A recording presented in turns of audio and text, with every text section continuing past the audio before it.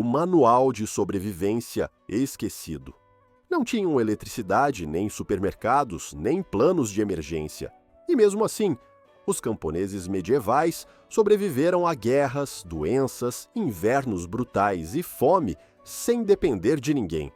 Conseguiram isso com métodos tão simples e engenhosos que continuam a funcionar hoje. Enquanto o mundo moderno se torna cada vez mais frágil, muitas dessas velhas estratégias estão a ressurgir entre aqueles que se preparam para o pior: colonos, preppers e famílias que querem viver sem depender do sistema. Porque quando tudo falha, a única tecnologia que importa é a que já provou que funciona. Neste vídeo, vais descobrir o manual de sobrevivência esquecido que manteve gerações inteiras vivas, como aqueciam as suas casas sem lenha, recolhiam água sem ferramentas, cozinhavam com quase nada e curavam doenças sem farmácias. Não era preparação, era a sua forma de vida. E hoje poderia ser também a tua. Água, o ouro que caía do céu. Para um camponês medieval, a água não vinha de uma torneira, vinha do céu, e cada gota era ouro. Sem bombas, sem canos, nem sistemas modernos, desenvolveram formas engenhosas de recolher e conservar a água da chuva, e fizeram-no tão bem que muitas dessas ideias estão a ser usadas novamente hoje. Tudo começava pelo telhado. As casas com telhados de palha ou madeira inclinada não serviam apenas de refúgio, eram coletores.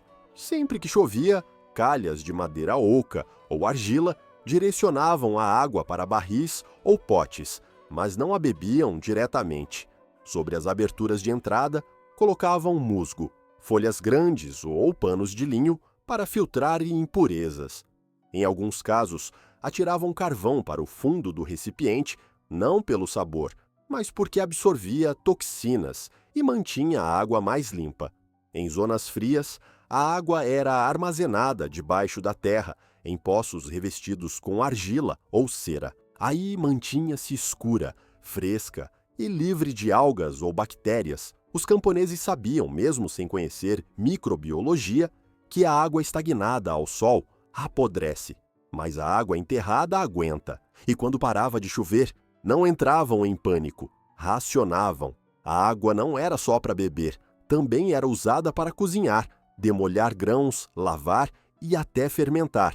A que ficava suja, a água cinzenta, era reutilizada para amaciar a terra ou limpar ferramentas. Em comunidades sem rios nem poços, a recolha de chuva era um assunto sério. As aldeias eram projetadas para que todo o escoamento da água fosse para depósitos comuns. Os vizinhos revezavam-se para tirar água e cuidavam uns dos outros, porque quando escasseava, ninguém podia sobreviver sozinho.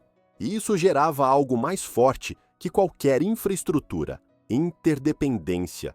Um sistema em que partilhar não era caridade, era estratégia de vida. Hoje em dia, quem vive fora da rede ou em zonas isoladas estou a voltar ao mesmo: telhados inclinados, filtração natural, armazenamento subterrâneo e sistemas por gravidade. Parece tecnologia moderna, mas os camponeses já o tinham resolvido séculos atrás. Sem plásticos, sem bombas elétricas, sem desculpas, apenas com engenho e uma compreensão clara do que significa depender da natureza. Calor, a arte de conservar a energia. Quando o inverno chegava, a lenha não era uma garantia. Era preciso cortá-la, secá-la, transportá-la e racioná-la. Por isso, os camponeses aprenderam a aquecer as suas casas sem depender do fogo constante. Não procuravam gerar mais calor, procuravam conservar o que já tinham. A estratégia era simples: isolar e agrupar-se. As famílias dormiam juntas num único quarto, por vezes até com os animais, que ajudavam a manter o ambiente quente. As camas partilhadas não eram por conforto, eram tática. Colchões de palha grossa isolavam do frio do chão. Camadas de lã, linho e pele criavam bolsas de ar que retinham o calor corporal. E essas mesmas mantas eram usadas dia como roupa. Tudo tinha dupla função. Em regiões especialmente frias, as casas eram parcialmente escavadas em encostas ou debaixo da terra. A terra atuava como isolante natural, frescas no verão, quentes no inverno, sem um único tronco aceso. As paredes eram preenchidas com barro e palha. As janelas eram pequenas, cobertas com pergaminho oleado ou bexigas de animal para cortar o vento. As portas eram seladas com esteiras de juncos. Cada canto era aproveitado para evitar correntes de ar. E quando o fogo era usado com precisão. Aqueciam-se pedras grandes na lareira, depois envolviam-nas em panos e colocavam-nas nas camas. O calor residual durava horas, sem fumo, sem gasto de mais lenha. Por vezes, em vez de aquecer toda a casa, aquecia-se apenas a cama e funcionava. Em aldeias pequenas, várias famílias reuniam-se numa única estrutura durante as noites mais frias. Não por costume, mas por eficiência. Menos fogo, mais corpos, menos calor perdido. Hoje, os designers de casas passivas, os arquitetos ecológicos e os preppers estão a redescobrir estas mesmas ideias. Casas semi-enterradas, pisos térmicos, aquecimento partilhado.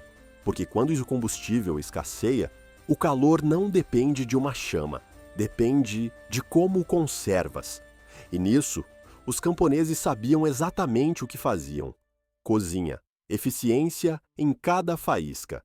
Em tempos de escassez, gastar lenha em cada refeição era um luxo que poucos podiam permitir-se. Por isso, os camponeses medievais aprenderam a cozinhar com o mínimo e a tirar o máximo de cada faísca. Um dos seus maiores aliados era o forno de barro, uma estrutura simples em forma de cúpula, feita de argila e palha. Acendia-se com muito pouca madeira, e uma vez quente, retinha o calor durante horas. Primeiro, cozia-se o pão quando a temperatura era mais alta. Depois, metiam-se guisados e papas, que cozinhavam lentamente, enquanto o calor diminuía. No final, com o forno ainda morno, secavam-se ervas, frutas ou até lenha úmida. Nada era desperdiçado, mas nem todos tinham forno próprio. Em muitas aldeias, a cozinha era comunitária. Os aldeões reuniam-se em torno de uma lareira partilhada. Juntavam ingredientes, partilhavam lenha e cozinhavam grandes quantidades. Menos fumo, menos fogo, mais comida. Para quem não tinha forno, nem lareira partilhada, havia outra solução: o poço térmico. Aqueciam-se pedras no fogo, colocavam-se dentro de um buraco na terra e, por cima, punha-se a panela.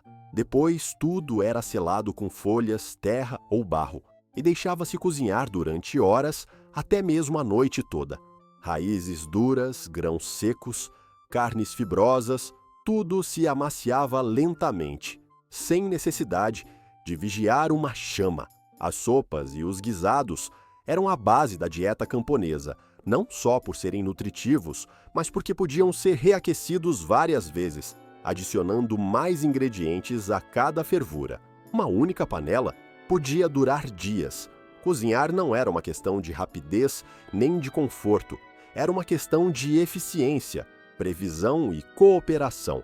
Hoje, muitas destas técnicas estão a ressurgir: fogões foguete, cozinhas solares, fornos de massa térmica, todos inspirados nos mesmos princípios que os camponeses descobriram por necessidade. Porque numa crise, não importa o quanto tens, importa o quanto sabes fazer com quase nada. E nisso, os camponeses eram autênticos mestres. Recoleção. A despensa silvestre. Os camponeses não viviam apenas do que plantavam, também comiam o que sabiam encontrar. A recolha de alimentos silvestres não era um recurso de emergência, era uma habilidade diária, herdada, praticada e aperfeiçoada a cada estação. Perto das suas casas cresciam urtigas, dentes de leão, morugem, azedas, alho silvestre.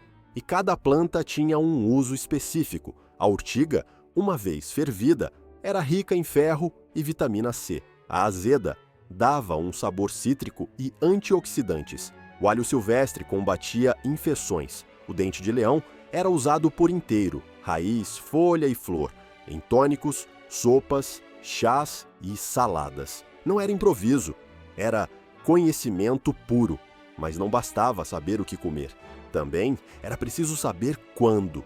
Muitas plantas só eram seguras na primavera. Outras, se colhidas tarde, tornavam-se amargas ou tóxicas. Os cogumelos eram especialmente delicados. Muitos camponeses evitavam-nos por completo, exceto aqueles que recebiam formação direta de herboristas. As crianças não aprendiam com livros, aprendiam a caminhar ao lado dos pais, tocando, cheirando, recolhendo. Era uma educação prática, constante e vital. Também aprendiam a prepará-las. Algumas raízes eram fervidas várias vezes para eliminar toxinas, outras eram secas e guardadas para o inverno. Tudo tinha o seu momento e a sua forma de ser tratado. Quando as colheitas falhavam, a terra ainda oferecia alimento, mas apenas para quem sabia lê-la. Hoje, esta habilidade está a ressurgir. Foraging urbano, cursos de plantas comestíveis, herboristeria regenerativa. Mas para os camponeses isto não era um hobby, era o seu seguro de vida. Num mundo onde as prateleiras do supermercado podem esvaziar-se em horas, saber o que cresce debaixo dos teus pés pode valer mais do que qualquer reserva enlatada. E essa sabedoria, enterrada durante séculos, ainda está viva, à espera de ser recolhida outra vez. Conservação. A comida que durava o inverno sem frigoríficos, nem eletricidade, nem plástico. Os camponeses medievais tinham de pensar no inverno desde o verão, porque se não conservassem bem a comida, perdiam-na, e se a perdessem, não comiam. Por isso desenvolveram um conjunto de métodos que ainda hoje continuam a funcionar. Um dos mais comuns era a salga. A carne e o peixe eram cobertos com camadas grossas de sal que extraíam a umidade e evitavam a proliferação de bactérias. Depois eram pendurados em vigas ou enterrados em recipientes de barro ou madeira. Assim, podiam durar meses ou até mais. A secagem era igualmente vital. As ervas, frutas e fatias finas de carne eram penduradas perto do fogo ou em zonas bem ventiladas. O calor suave e o ar seco faziam o resto. As leguminosas e os feijões eram secos ao sol, armazenados em sacos de pano ou potes de cerâmica e cozinhados quando já não havia nada fresco. Em regiões frias, os camponeses enterravam alimentos na neve ou envolviam-nos em cinza. Isto isolava, retirava o oxigênio e parava o processo de decomposição. Os vegetais de raiz, como nabos ou cenouras, eram guardados em caves frescas, cobertos com palha ou areia. Assim, conservavam a umidade sem apodrecer. Os cereais, o coração da dieta camponesa, eram armazenados em fossas subterrâneas, revestidas com cal ou argila. Eram silos simples, mas muito eficazes. Protegiam da água, dos roedores e das pragas. O queijo era curado até endurecer para resistir ao mofo. Os vegetais eram conservados em vinagre e as frutas em mel. Tudo era pensado a longo prazo. Mesmo quando um alimento mudava de cor ou de cheiro, o camponês não o deitava fora, examinava-o, cheirava-o, provava-o e decidia, porque desperdiçar comida não era apenas um erro, era uma ameaça direta à sua sobrevivência. Hoje em dia, técnicas como a fermentação, a cura em sal, a desidratação ou o armazenamento em caves estão a regressar. Os preppers e os autossuficientes usam-nas não por nostalgia, mas porque funcionam. A tecnologia moderna não as superou, apenas as esqueceu. E quando a rede elétrica falha ou os fornecimentos são interrompidos, Essas técnicas simples, silenciosas e ancestrais continuam a fazer o seu trabalho. Assim, sobreviveram. E assim talvez voltemos a fazê-lo. Medicina, a farmácia da natureza. Quando a doença chegava, não havia ambulâncias, nem hospitais, nem médicos ao alcance. Os camponeses medievais não corriam a pedir ajuda porque sabiam que ninguém viria. Então, recorriam ao que tinham: plantas, experiência e a sabedoria acumulada por gerações. O alho era um dos antibióticos naturais mais comuns. Era usado cru, em infusão ou como cataplasma para combater infecções. O mel, com propriedades antimicrobianas, era aplicado sobre feridas para prevenir o pus e acelerar a cicatrização. Mastigavam casca de salgueiro, rica em sielicina, para acalmar a dor e a febre, séculos antes de existir a aspirina. O vinagre servia como desinfetante. Era usado em feridas, ouvidos, gargantas e misturado com ervas para criar tônicos mais potentes. Fatias de cebola eram colocadas nas plantas dos pés ou envolvidas nos braços e pernas para extrair a doença. E faziam-se ungüentos com soda, artemísia ou tanchagem para tratar queimaduras, entorses e pancadas. Tudo isto não era superstição, era prática. Funcionava o suficiente para se tornar costume. As mulheres, sobretudo as mais velhas, eram as guardiãs deste conhecimento. Eram herboristas, curandeiras, parteiras. Tinham jardins de plantas medicinais e sabiam exatamente que infusão preparar para cada maleita. Quando a medicina não bastava, entrava o ritual. Orações, cânticos, gestos simbólicos, não por magia, mas por necessidade emocional. Porque quando não se pode controlar o corpo, por vezes é preciso cuidar também da mente. Em épocas difíceis, até os fermentados ajudavam. O chucrute primitivo, por exemplo, prevenia o escorbuto graças ao seu conteúdo em vitamina C. E certos pães mofados eram aplicados em feridas abertas, um uso primitivo que recorda a descoberta posterior da penicilina. Hoje, muitos desses ingredientes, como o alho, o mel, o vinagre ou o salgueiro, estão a ser novamente usados, não como alternativa à medicina moderna, mas como ferramentas básicas para quem escolhe viver longe do sistema. Para os camponeses, não eram remédios caseiros, eram os únicos remédios. E usavam-nos não com desespero, mas com uma mistura de sabedoria, fé e dignidade.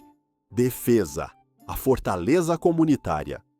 Os camponeses medievais não tinham espadas nem castelos, nem podiam pagar guardas ou treinar para o combate, mas isso não os deixava indefesos. Quando o perigo chegava, fosse um bandido, um senhor feudal ou um grupo de saqueadores, respondiam com o que sabiam fazer melhor: adaptar-se.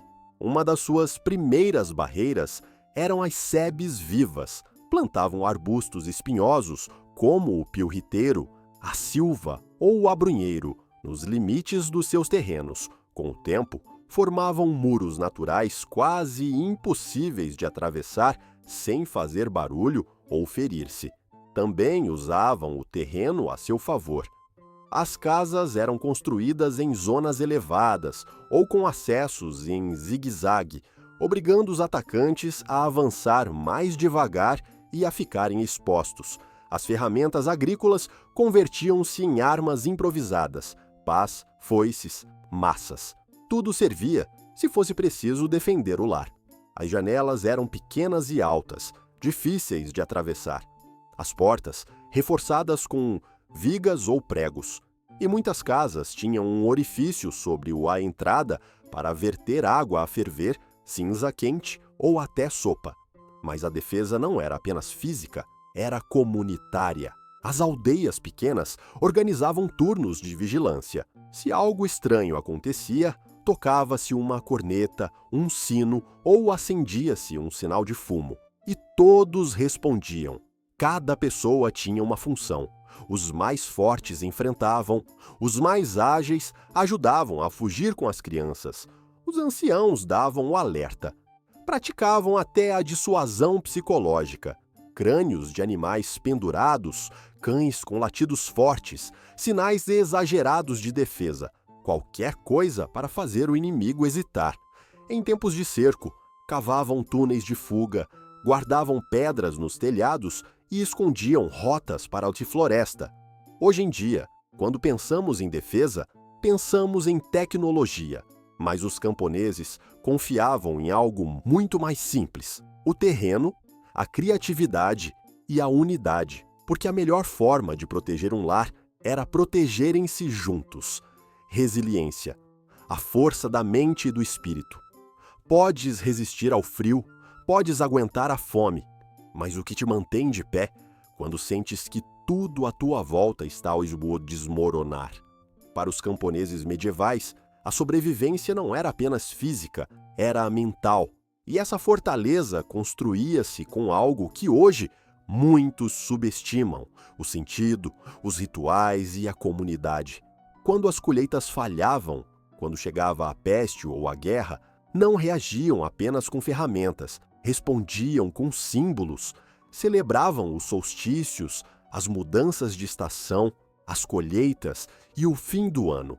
Não era apenas tradição, era uma maneira de recordar que o tempo continuava, que o inverno não duraria para sempre e que a dor tinha um lugar dentro do ciclo da vida. As histórias também eram medicina.